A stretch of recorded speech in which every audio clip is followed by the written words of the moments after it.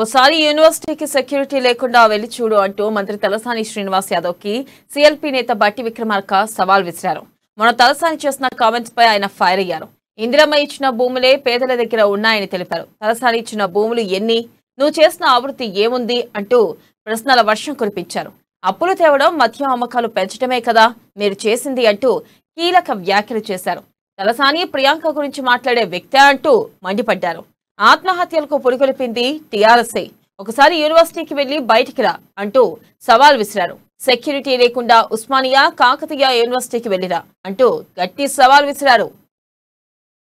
శ్రీనివాస్ యాదవ్ గారు ప్రియాంక గాంధీ గారి గురించి, లేకపోతే ఇందిరాగాంధీ గారి గురించి, రాజీవ్ గాంధీ గారి గురించి మాట్లాడేటువంటి అర్హత కానీ లేకపోతే జ్ఞానం కానీ లేదు.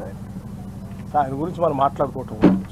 ఉస్మానియా యూనివర్సిటీలోకి కేటీఆర్ని సెక్యూరిటీ లేకుండా ఆయన పక్క ఉంటే మాట్లాడే శ్రీనివాస్ యాదవ్ని ఇద్దరిని అందులో పోయి రమ్మనండి, పోయి లోపల పోయి బయట రమ్మనండి, లేకపోతే కాకతీయ యూనివర్సిటీలో పోయి రమ్మనండి, బయట లోపల పోయి బయట రమ్మనండి. చాలు, వాళ్ళు చెప్తారు ఏం చేస్తారండి. ఆ విద్యార్థులు పోరాటం చేసిన విద్యార్థులు చెప్తారు వీళ్ళు ఎన్ని త్యాగాలు చేశారని.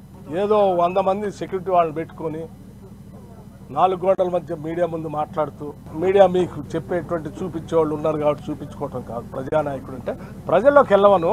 తలసాని శ్రీనివాస్ యాదవ్ గారు ప్రియాంక గాంధీ గారి గురించి, లేకపోతే ఇందిరాగాంధీ గారి గురించి, రాజీవ్ గాంధీ గారి గురించి మాట్లాడేటువంటి